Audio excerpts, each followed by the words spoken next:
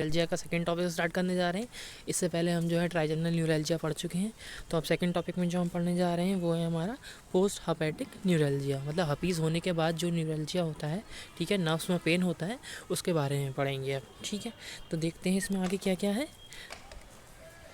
देखिए, पहले तो उसके इंट्रोडक्शन पे आते हैं। तो इंट्रोडक्शन में क्या दे रखा है, post hepatic neuralgia is the most common complication of the shingles. ठीक है, इसका जो होता है सबसे कॉमन कॉम्प्लिकेशन है पोस्ट हेपेटिक न्यूरैल्जिया। जब भी रैशेज या दाद वगैरह जो होता है, या जब भी हर्पीज़ होती है, हर्पीज़ के होने के बाद, ठीक है, हर्पीज़ के होने के बाद या चिकन पॉक्स के होने के बाद, मोस्ट कॉमन जो इसका सबसे कॉमन चिकन पॉक्स या हर्पीज़ होने के बाद इन दो बीमारियों का सबसे कॉमन कॉम्प्लिकेशन जो है, वो कॉम्प्लिकेशन क्या है हमारा, पोस्ट हर्पेटिक न्यूरैल्जिया। ठीक है, पोस्ट हर्पेटिक न्यूरैल्जिया है। ठीक है, होता कैसे है, इसमें क्या क्या होता है पहले देखते हैं। इसमें अच्छा होता क्या है, अब हमने देखा पोस्ट हर्पेटिक न्यूरैल्जिया है। ठीक है, तो न्यूरैल्जिया है तो पेन तो हो ही रहा है। ठीक है, न्यूरैल्जिया मतलब पेन ऑफ द नर्व। ठीक है, तो इसमें हम किस तरीके का पेन देखने को मिलता है, इसमें हमें देखने मिलता है burning pain in the skin.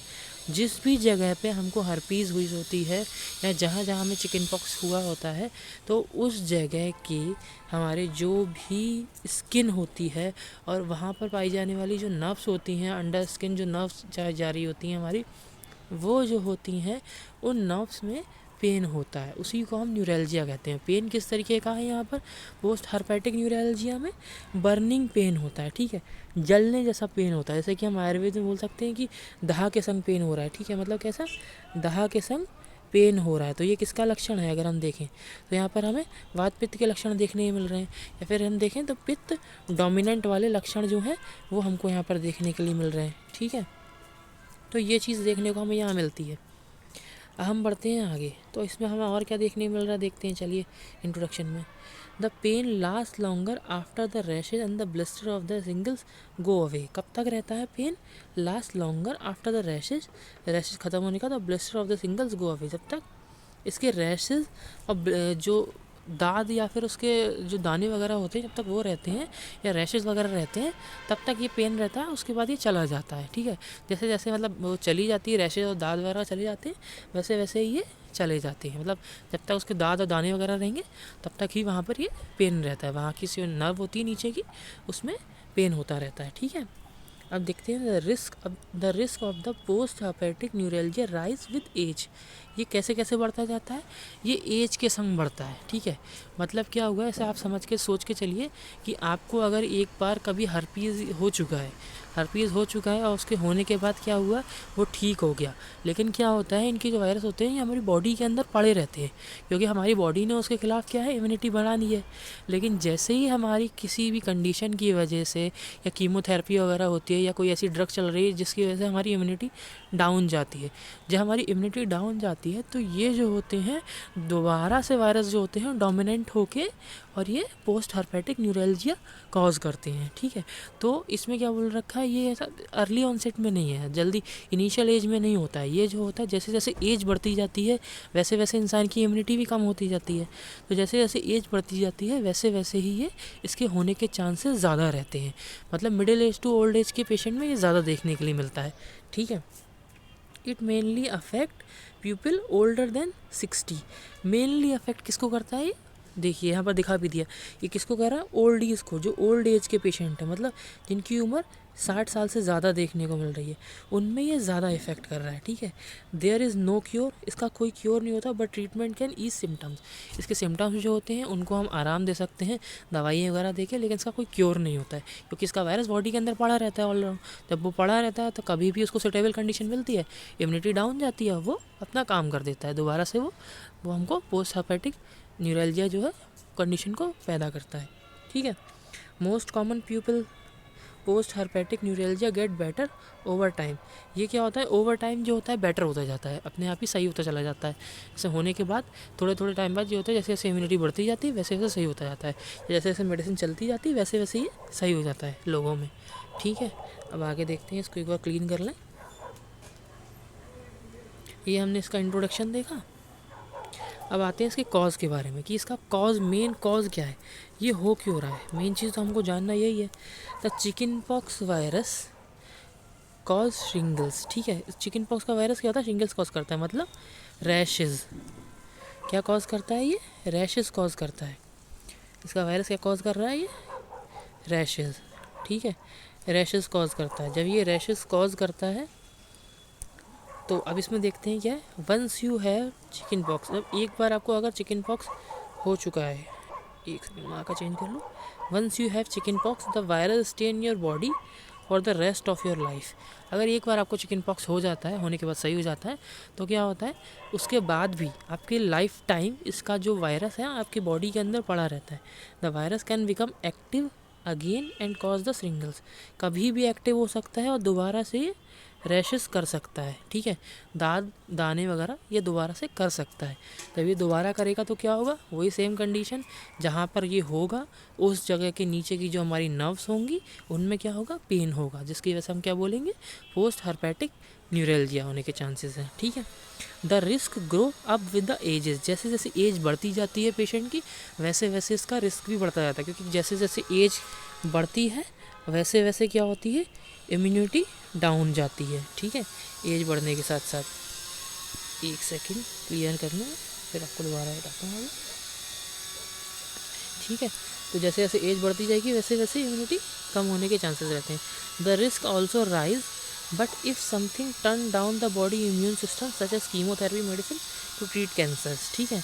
अब क्या होता है, इसके रिस्क कैसे बढ़ते हैं, अब हम ये पता लगा लिया कि हमारी बॉडी के अंदर क्या है, एक बार चिकन पॉक्स हो गया हमारी बॉडी के अंदर क्या है, उसका वायरस पड़ा हुआ है, वायरसला हमारे बॉडी के अंदर पड़ा हुआ है, जब वायरसला हर्पीस दूसरा हमारी बॉडी के अंदर पड़ा हुआ है तो वो क्या होगा, बॉडी का जो चिकन पॉक्स या हर्पीस था वो तो ठीक हो गया, लेकिन वायरस पड़ा है अंदर।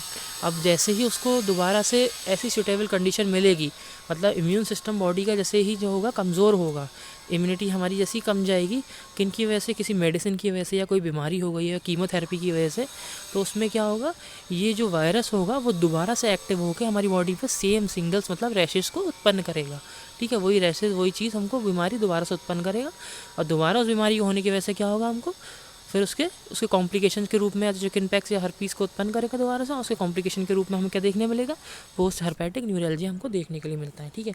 अब देखते हैं post herpetic neuralgia happen in nerve fibre gate damage during an outbreak of singles, ठीक है। इसमें होता क्या है, जो हमारे नर्व फाइबर्स होते हैं उनमें क्या होता है, वो नर्व फाइबर जो होते हैं वो डैमेज होने लगते हैं, जिसकी वजह से पेन होता है। जैसे मान के चलिए ये नर्व फाइबर्स हैं, ठीक है।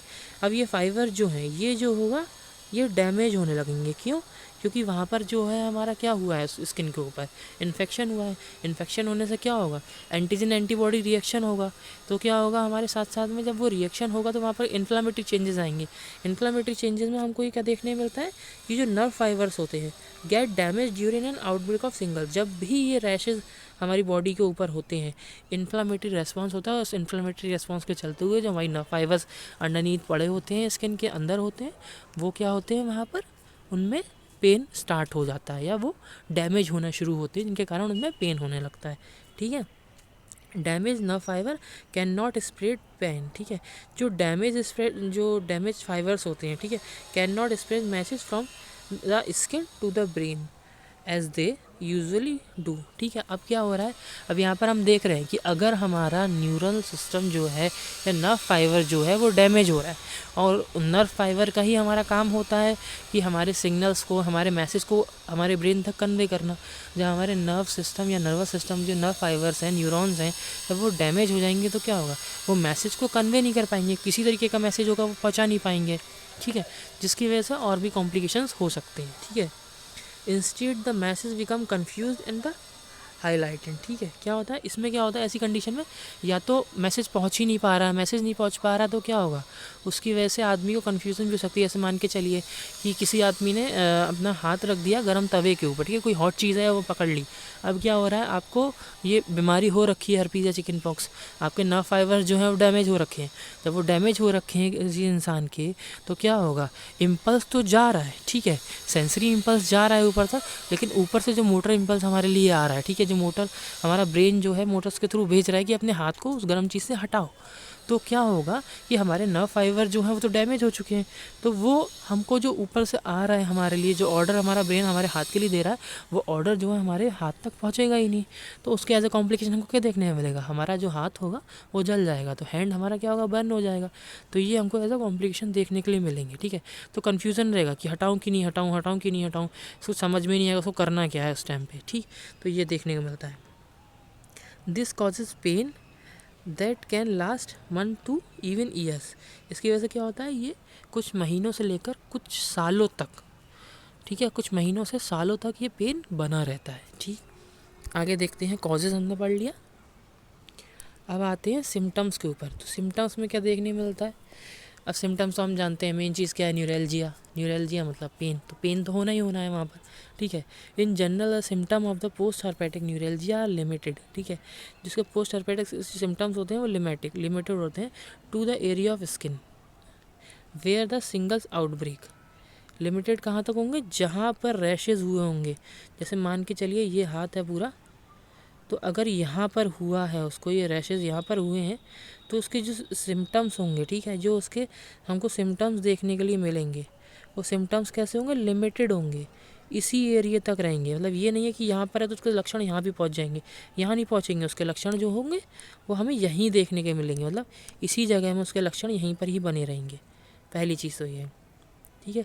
That commonly is A band around the trunk of the body, ठीक है। या तो हमारी ट्रंक पे देखने को मिलते हैं या बैक पे देखने को मिलते हैं, या कहीं भी। मोस्ट कॉमनली ये साइड जो होती है ज़्यादा वो होती है एक्सपोजिव, और यहीं पर जो होते हैं ये बीमारी ज़्यादा अटैक करती है। तो ट्रंक पे देखने को मिलेगा या बैक पे देखने को मिलेगा, जो हमारे ब्रॉड एरियाज़ हैं वहाँ पर ज़्यादा देखने के लिए मिलती है, ठीक है। द सिम्टम माइट इंक्लूड, इन सिम्टम्स के संग और क्या क्या मिल सकता है, देखिए। द पेन है that last 3 month, the pain that last 3 month और longer after the shingle rashes has healed, ठीक है।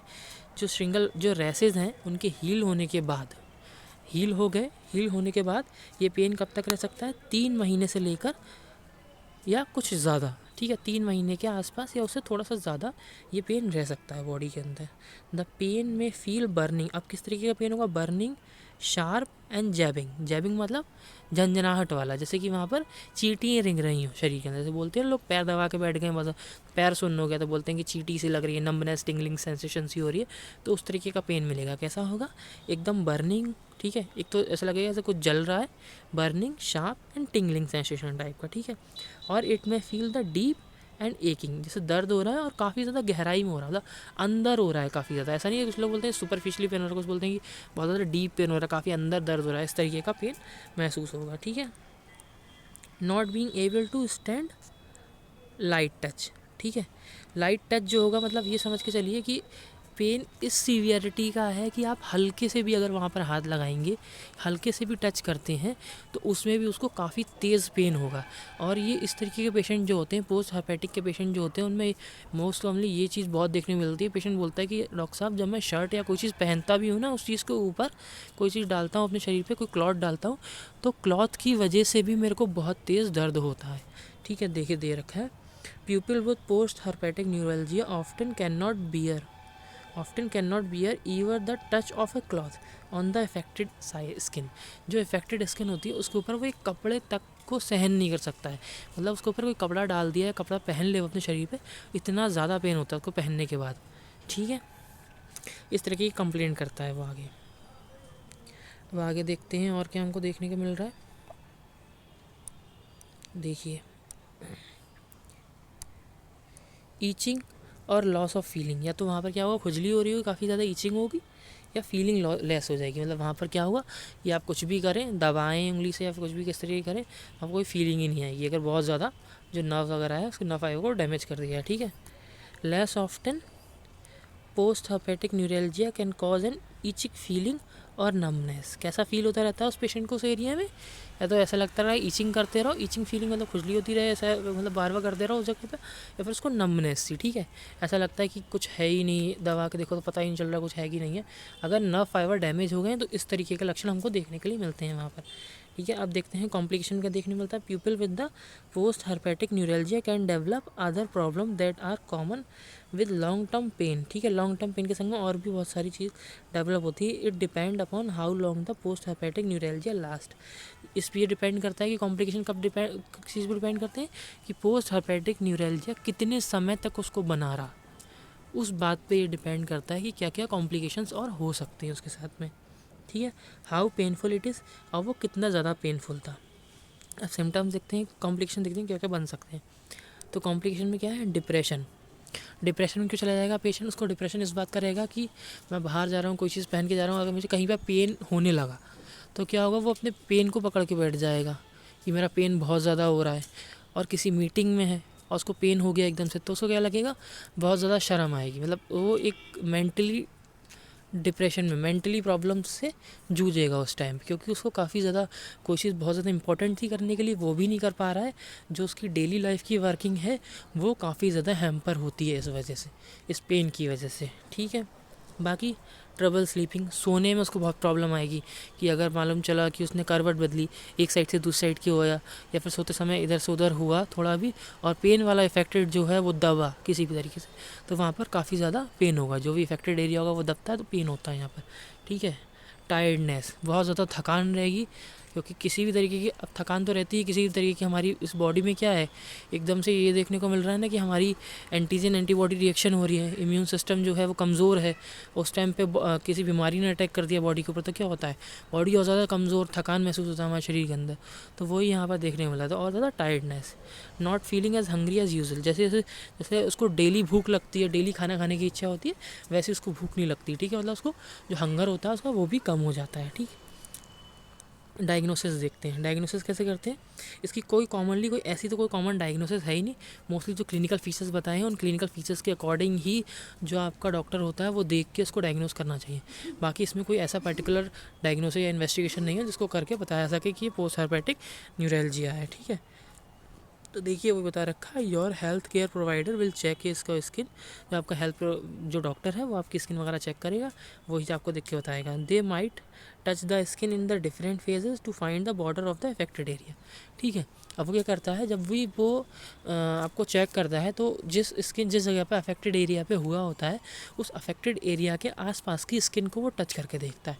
टच करके देखने से ये होता है, उससे ये पता चलता है कि बीमारी ऊपर तो हमको दिख रही है कि थोड़े से एरिया में है, लेकिन जो अंदर नर्व को उसने इन्वॉल्व किया है, जो नर्व की वजह से पेन हो रहा है वो कितने एरिया में है। तो उस जो आपके रैशेज़ वाला एरिया है उसके सराउंडिंग वाले पार्ट्स को टच करके देखेगा कि ये बीमारी उस एरिए पे कितना ज़्यादा फैली हुई है, मतलब उसका बॉर्डर कहाँ तक है। एट लास्ट जहाँ पर देखेगा कि जहाँ पेन नहीं हो रहा है आपको दबाने के बाद, मतलब वहाँ पर उसका बॉर्डर उसको मिल जाएगा। ठीक है, और इसमें कोई ऐसा पर्टिकुलर टेस्ट नीडेड नहीं होता है कि आपको बता दिया जाए कि ये बीमारी है। आगे बढ़ते हैं डायग्नोसिस के बाद। अब आते हैं मैनेजमेंट। मैनेजमेंट मोस्ट इम्पॉर्टेंट है। पेन हो रहा है, पेन के लिए क्या आता है इसमें लगाने के लिए, लिग्नोकेन स्किन पैचेस आते हैं। ठीक है, ये देखिए आपको देखने को मिल रहा है, इस तरीके का पैच होता है। ये जो पैच आपको देखने को मिल रहा है 5%, ये लिग्नोकेन इस तरीके के पैचेस आते हैं।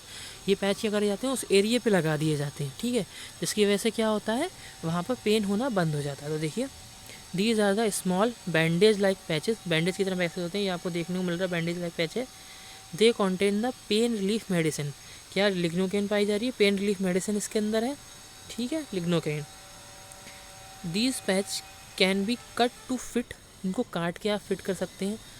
इनकी ये खासियत होती है कि इनको आप जिस तरीके की आपकी डिसीज़ है उस हिसाब से आप इनको काट के उसके ऊपर लगा सकते हैं। ठीक है, you put the patches on the painful skin to get short term relief. ठीक है, शॉर्ट टर्म रिलीफ मिलता है, थोड़ी देर के लिए रिलीफ लेने के लिए। आप कहीं बाहर जा रहे हैं, कहीं आपको जाना है, किसी इंपॉर्टेंट काम से जाना है, तो ये अगर लिग्नोकेन पैच लिया, उसको काटा और आपने लगा लिया जो भी अफेक्टेड एरिया उसके ऊपर। ठीक है, योर हेल्थ केयर प्रोवाइडर में प्रिस्क्राइब देम टू यू, ये हेल्थ केयर प्रोवाइडर जो होते हैं ये आपको प्रिस्क्राइब करेंगे। ठीक है, तो यही चीज़ होती है।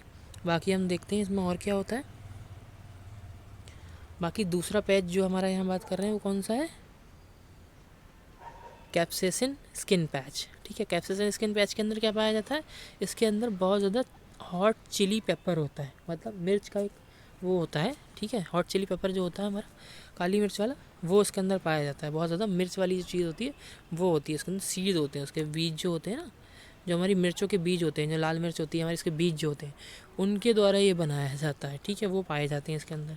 ये high amount of the capsaicin is available at a skin patch to ease and in pain, ठीक है।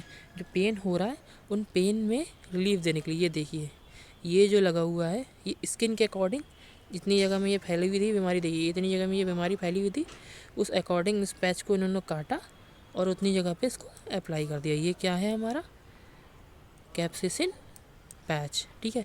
ये पेन रिलीफ करने का काम आता है। इसमें क्या क्या पाया जाता है, मेन चीज़ क्या पाई जाती है इसके अंदर, हॉट चिली पेपर होता है, ठीक है। सीड्स होते हैं हॉट चिली पेपर के, जो लाल मिर्च होती है उसके बीज पाए जाते हैं। क्या बोलते हैं इसको, और क्यूटेंजा बोलते हैं, ठीक है। क्यूटेनियस पे लगाया था, क्यूटेंजा स्किन के अकॉर्डिंग इसका नाम रखा गया है। बाकी देखते हैं, you need to get it from your health care provider, वही आपको हेल्थ केयर प्रोवाइडर जो भी आपका डॉक्टर्स वगैरह होगा वहाँ से ये मिल सकता है, ठीक। बाकी आगे देखते हैं इसमें और क्या क्या है हमारे पास। ये देखिए इसके बारे में ये आपका आता है कैप्साइसिन हॉट हेड पैच, ये है ट्रॉपिकल एनाल्जेसिक, ठीक। यहाँ पर लिखा भी है for the temporary relief of the minor ache and the pain of the muscle and joint associated with the simple back ache, arthritis, pain, bruise and sprain, ठीक है। ये सारी चीज़ों को बता रखा है। The process take at least 2 hour, ये प्रोसेस जो होती है इसको निकाल के काट के और उस पार को आइडेंटिफाई करके मार्क करके उसको लगाने की जो प्रोसेस होती है वो कम से कम 2 घंटे की होती है, ठीक है। That's because the health care profession need to watch for any side effect after the patch goes on, ठीक है। अब हम समझते हैं कि इसमें हुआ क्या, कि आपने जब भी ये पैच होता है, ये पैच निकाला काट के वहाँ पर लगा दिया, उसके बाद एटलीस्ट आपको 2 घंटे तक अंडर वॉच रहना पड़ता है। मतलब आपके ऊपर निगरानी रखी है कि देखा जाएगा कि इसको लगाने के बाद, क्योंकि इसके अंदर एक तो क्या सीड्स पाए जा रहे हैं हॉट पेपर के, जब सीड्स हैं वहाँ पर चिली के, तो आपको कोई और किसी तरीके की प्रॉब्लम तो नहीं हो रही है, इसके साइड इफ़ेक्ट्स तो नहीं आ रहे हैं। इसके साइड इफ़ेक्ट काफ़ी ज़्यादा आते हैं, तो उन साइड इफ़ेक्ट्स को देखने के लिए आपको 2 घंटे कम से कम क्या होता है अंडर वॉच रखना पड़ता है, ताकि कोई भी चीज़ अगर प्रॉब्लम हो तो साइड इफ़ेक्ट से तुरंत ही उसको रिजॉल्व किया जा सके, ठीक। बाकी ये कब से कब तक चल सकते हैं, तो देखिए इसके बारे में दे रखा था patch lower some people's pain for up to 3 months, कब तक के लिए, 3 महीने के लिए। If it work you can get a new patch from every 3 month, मतलब हर 3 महीने में आप इस पैच को चेंज कर सकते हैं, दूसरा पैच ले सकते हैं अगर ये वर्क कर रहा है आपके ऊपर। तो आगे देखते हैं और क्या है इसमें। एंटी कन्वल्सेंट ड्रग जो होते हैं, ये जो होते हैं ये भी आपको पेन रिलीफ में काम करते हैं, ठीक है। Some medicine for seizures also can ease the pain of the post herpetic neuralgia, कुछ मेडिसिन हैं इसमें, जैसे कि उसके बाद बता रखा है दे इंक्लूड कौन कौन सी हैं, गाबापेंटीन और प्रीगावालाइन, ठीक है। जो हमने पहले भी पढ़ी थी उसमें पढ़ी है हमने, ये क्या बोलते हैं ट्राइजेमिनल न्यूरैल्जिया में भी ये थी, कौन कौन सी हैं, गाबापेंटीन और प्रीगावालाइन। ये जो होती हैं एंटी कन्वल्सेंट होते हैं और ये जो होते हैं पेन रिलीफ में भी काम करते हैं। इनके संग संग इनके साइड इफ़ेक्ट भी आते हैं। पहली चीज़ इनका काम क्या होता है, ये जो हमारी नर्व जो इंजर्ड नर्व होती हैं, ठीक है, तो डैमेज हुई होती है, नर्व फाइबर डैमेज होते हैं, उनको काम करके रखते हैं, ठीक है, ताकि पेन ना हो ज़्यादा। इनके साइड इफ़ेक्ट्स क्या देखने मिलते हैं, फीलिंग स्लीपी, नींद आती है, ट्रबल थिंकिंग क्लियरली, मतलब इंसान कोई भी चीज़ सोचता है तो वो क्लियरली नहीं सोच पाता है, थोड़ा सा उसका हेलुसिनेशन टाइप का रहता है, कुछ चीज़ सही से समझ में नहीं आती है। नॉट फीलिंग स्टेडी, अच्छा महसूस नहीं होता है उसको, ठीक है। और स्वेलिंग इन फीट्स, पैरों में सूजन भी हो सकती है। आगे देखते हैं ओपॉइड पेन किलर्स। तो ओपॉइड पेन किलर्स में हमारे पास क्या है, ओपॉइड जो होते हैं हमको होता है बहुत स्ट्रॉन्ग जो होते हैं पेन मेडिसिन होती हैं, बहुत ज़्यादा स्ट्रॉन्ग पेन किलर्स होते हैं, ठीक है। और ये नशे में ज़्यादातर वो करते हैं, तो इनमें पैथेडीन या फिर हमारा मॉर्फिन या ट्रामाडोल, ऑक्सोकोडोन, मॉर्फिन, ये जो होती हैं इनके अंदर आती हैं, ये दिए जाते हैं। अब इनके साइड इफ़ेक्ट्स पता ही क्या होता है, माइल्ड डिजीनेस फीलिंग होगी, हल्का हल्का सा नींद सी रहेगी, उसको तंद्रा सी महसूस होता रहता है, नींद आती रहती है, कन्फ्यूज़न रहता है, trouble making bowel movement, bowel movement में काफ़ी ज़्यादा ट्रबल होते हैं, जहाँ भी ऊपर ड्रग्स चलती हैं वहाँ बाउल मूवमेंट ट्रबल होते हैं उसको, ठीक है, कॉन्स्टिपेशन वगैरह की प्रॉब्लम होने लगती है यहाँ पर। आगे देखते हैं तो यहाँ पर ये टॉपिक हमारा ख़त्म होता है। और हमारे चैनल को लाइक करें, शेयर करें, सब्सक्राइब करें, कमेंट करें। कोई चीज़ समझ में नहीं आ रही तो वो आप कमेंट के थ्रू हमसे पूछ सकते हैं। और ऐसे ही अगर आप चाहते हैं कि अगर कोई और इम्प्रूवमेंट हम करें तो आप हमें प्लीज़ बताएं ज़रूर, ठीक है। Thank you for watching our channel.